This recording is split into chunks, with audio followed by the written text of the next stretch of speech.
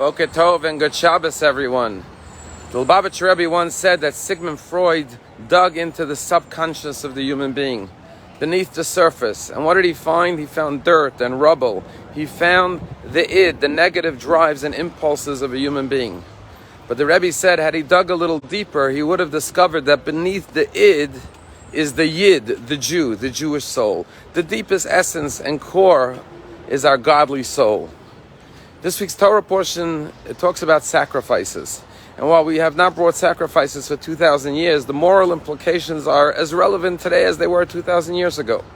And one of the commandments is to bring a karban chatat, a sin offering. When you commit an unintentional, inadvertent sin, you didn't know this was forbidden, or you didn't realize that today was Shabbat and you started cooking. And the question is, why do you have to bring a sin if it was unintentional? You didn't intend to do it. And our rabbis explain, like the idea of a Freudian slip. What's a Freudian slip? Where you say something, you didn't intend to say it, but there's some truth to it, because where did it come from? It came from your unconscious, subconscious self. And therefore the Torah says, if you did something wrong, even if you didn't intend to do it, you can't just say, well, I didn't intend to do it, I don't have to take responsibility. You have to atone even for those sins that were unintentional. Sometimes we unintentionally insult somebody or offend somebody, and we say, well, I didn't intend to do it. You're still liable, you're still responsible. You still have to make atonement for that, because it's coming perhaps from a subconscious part of you that even you are unaware of. In 2006, during the Lebanon War, there was a soldier by the name of Roy Klein. He was a commander of a unit, and he was leading his troops in Lebanon. He had 4 troops with him when a terrorist came around from a hidden building and threw a grenade at them.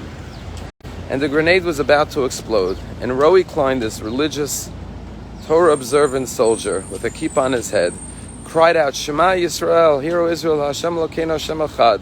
And he jumped on top of the grenade so that his body should absorb the explosion. And by doing that, he tragically gave his life up and lost his life, but saved the life of the other 4 soldiers with him. Well, they made a documentary about him, this hero.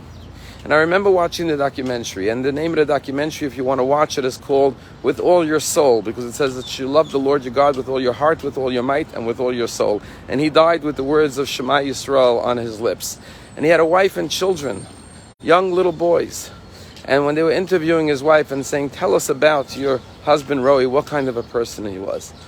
And she said the following. She said, one time during his sleep, he was sleep talking. And I listened to what he was saying, and he said in his sleep, in Hebrew, what's the connection between the holiness of the Jewish people, the holiness of the Torah, and the holiness of the land of Israel? And after he said those words, he turned over and fell back asleep. In the morning, she said to him, do you know you were talking in your sleep? He had no idea. But this is what was in his subconscious. This is what was beneath the surface. All of us have dreams at night. They're not intentional. They're not conscious dreams. They just are things that come up from the day or from our past that we're not even aware of, but they appear in our dreams. Let us realize that, as the Lubavitcher Rebbe said, we all have a godly soul within us. That is our deepest core. That is our deepest essence. We can never fully fathom the beauty and the godliness and the holiness and the spirituality of our soul.